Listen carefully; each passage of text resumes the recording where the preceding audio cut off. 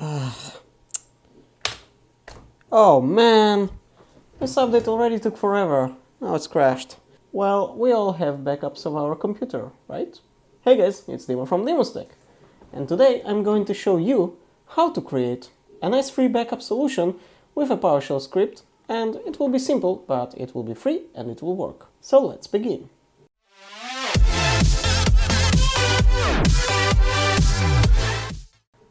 This is the script that I prepared. Now, it looks a little bit maybe long, but trust me, there's nothing that special here. Now, before I begin, I want to explain a few things. This is just a simple script that takes a command that is already in your Windows 10, and keep in mind, I'm not sure that it will work on any other version of Windows.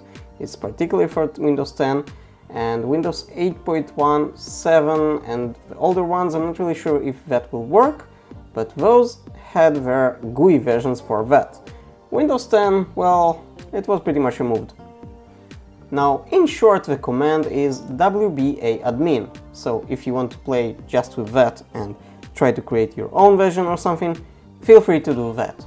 But here what I did is basically a script that will pretty much back up all the system, so it includes your C drive, all the reserved data from Windows, etc. It will back it up on a remote target, which means it cannot be one of your other drives. So if you have a drive D, for example, or something, it will not work on that. You'll need a network attached storage or something like that, otherwise it will not work. I'm pretty sure it will work if you have an external hard drive or something connected. I believe it will work on that. After the backup is finished, it will also send you an email if it succeeded or not, and with all the output from the PowerShell window. And yeah, there are no incremental or differential backups here. It's just a direct full backup of your drive that you can make daily or weekly or whenever you want, based on the task scheduler of Windows, which I'll show you how to add the script to as well. Let's first begin by explaining all the script, how it works, and what you should edit and what you shouldn't. So the first what we see here is all the data of the mail. And keep in mind that you might not want it to send an email. In that case, you can switch here to false and ignore all those here. It doesn't really matter if you switch it to false. In that case, you still will be able to see simple results, first of all on the logs obviously, and on the scheduled task history. It will give you an error or a success. You'll see it later. Now, if you do want to send an email, here comes the tricky part. Sadly, each and every one of us uses a different type of mail service. And although most of us, including me, use Gmail, sadly Gmail is the worst thing to actually configure to use SMTP. And it doesn't work for most of the people. It doesn't work for me, but for me it's because probably I have a two-step verification enabled, and you should enable it as well. Sadly, there is no generic mail server that I can suggest except one, which is mail.ru, and it's a Russian mail server that I have also a mail there, and it works. Now, it's free. I didn't see an option to switch there on English, so if you know Russian or you can try to register there with Google Translate, it should work for you as well. Basically, you do need to enter here all the settings of your SMTP server, obviously the SMTP server, in this case it's Mail.ru, to whom you want to send the mail. If you want multiple people, just comma delimited, that's it. Obviously your mail password and from who are you sending, which is usually the same as the username of the mail account.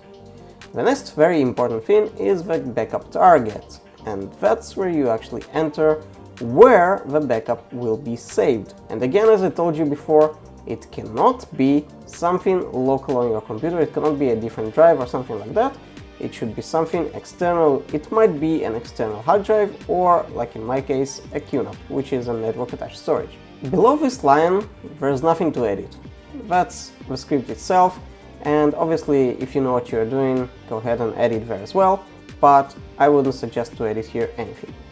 So, basically, those two lines will convert your credentials to be usable with the send mail command. You don't need to touch them, but again, if you want to export your credentials for, I don't know, a secure XML or something like that, you can do that as well if you know how. This command will do the backup itself. Now again, as I told you, there is nothing to configure here, it's a regular, full backup of all what needed for Windows to run, which means your C drive and all the reserved and system and there's needed for Windows to run. You can obviously change it if you know how and edit whatever you need, but basically this is the command. It will just back up to the folder that we chose before, and it will pretty much use the old critical switch, which will actually back up all the C drive and everything. And it will be quiet, so it won't ask you anything during the backup. So after this command is finished, all the output will be sent into this variable. So this variable will include all the data of the made backup. So if something is wrong or not, and you'll soon see it, it will be saved here. Then there's another variable that will just save the date, and it will basically write you on the mail when it finished the backup. Now for the mail, you should send it as a string and not just as a variable, which is an array. So I just convert it to a string and it will look pretty much normally in the mail. So let's continue. Our first if, and basically it will take our output from the backup and check if it contains the backup operation successfully completed. And this sentence will be there only if the backup is actually succeeded. I also wrote here a small note. In that case, it will enter this if and do what's written in it, and otherwise it will go directly to else to the failed. But let's start with the if. So it will again check if you did actually ask for a mail. If you did put there the true, which is by default, it will do the next, which will just send the mail. Basically it will write the subject, the body, which will also include the string, as I said, and send you the mail. Then it will exit the script with exit 0, which means it successfully ended. Otherwise, if you didn't want to send an email, it will just exit with 0, which is again means that it succeeded. If it didn't, the else will run. And in that case, it's pretty much the same if and else, but this time it will send the failed message and it will exit with 1, which means it's an error and something went wrong. This is the whole script. As you see, very easy, nothing too smart. Now before we continue, I want to note that this script can be run only by an administrator of a computer or someone with backup manager privileges. So if you are just a guest user, it will not work for you and you won't be able to run it. So let's go to our task scheduler and set it as a scheduled task. So I'm already in the scheduled task, but in order to open it, just hit run and search for schedule. And you should see the task scheduler immediately.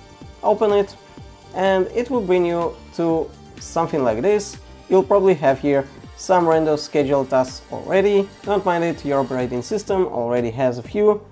Just ignore that. You can create a new folder like I did, or you can create right there a new scheduled task. Now, you can left click or you can go here and create task. Here you should write a name for your task. So let's write PowerShell backup.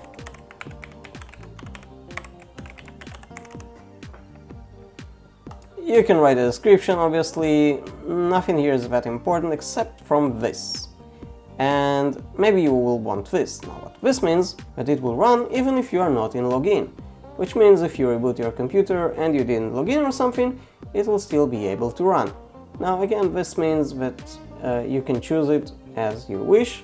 Currently it doesn't matter since for me it's just a test, but keep that in mind and choose accordingly. Keep in mind that if you want it to run without the login, you will probably need to enter or choose this, your username and password in the end when you save this scheduled task. If you choose the do not store password, this means, exactly as it says, you won't have access to many things like other folders, etc., so it might not work for you. Anyways, let's go to trigger, hit new, and here it's pretty much the fun part. Do you want the backup to run once? Do you want it daily, weekly, monthly, or something other than that? You have all the control here. Now, it's pretty simple, so I'm not going to go through this. I would highly recommend, if you have a storage and you have the ability to make it, for example, every night if you leave your computer at night, do it daily. And trust me, if you do it weekly, it might not be enough. Sadly, I already learned it about a month ago. I had something like a virus or something and I had to restore and I had a backup that happily was only 3 days old. So that was pretty fine, but again, I switched later to daily backups and trust me, it's much better. So let's say we want it daily, and currently the time doesn't really matter, but let's say we want it at, you know what, let's put it for 4 AM, just in case that I'll use it actually. To be honest, I'm using a different software for that, but for free, this thing will work flawlessly. Hit your OK, and now the most important, the action part. And the action, we will need to run the script itself. Now keep in mind that you want to save your script file in some location that the whole computer can access just in case. This means it cannot be on your desktop or something like that. I would highly recommend to put it in your C drive in a subfolder, for example, called scripts, like you'll see that I'll do in mine. So let's hit new. And here we need to start PowerShell because it's a PowerShell script. So we just write PowerShell.exe. Here comes a little bit tricky part, but I already pasted the command and let's go through it. So first of all, we have -wh, and that means that the window that will pop up, a PowerShell window will pop up, it will be hidden, so it will pop up for a second and then disappear. Just so if you want to work on your computer or something during that time, you won't get a PowerShell here popping that you might accidentally close or something. That's the reason. Now, in most cases, your computer by default will be set not to run any script. And that's for your security, obviously, and protection. You shouldn't actually change that. In my case, I sometimes do because I want to run many scripts, but in this case, this will pretty much overcome it by setting temporarily, just for that thing, the execution policy to bypass. Now, after the bypass, it will run the file, which, as I said in my case, is in C, scripts, and then the file. Keep in mind that if you have some spaces in the name, you should have those symbols at the beginning and the end, since it will cut it if you want. Hit OK, and hit OK again in your case, and that's it. You are done, and you have your backup script running every daily or whenever it shows here in the triggers, and that's it. Now, if you'll need to recover, it will be a little bit problematic, but basically, when you run the advanced boot of Windows, it has an option there to actually recover. But again, you will need to somehow maintain the access for your network attached storage or for the external hard drive and connect it there so you can access your backup.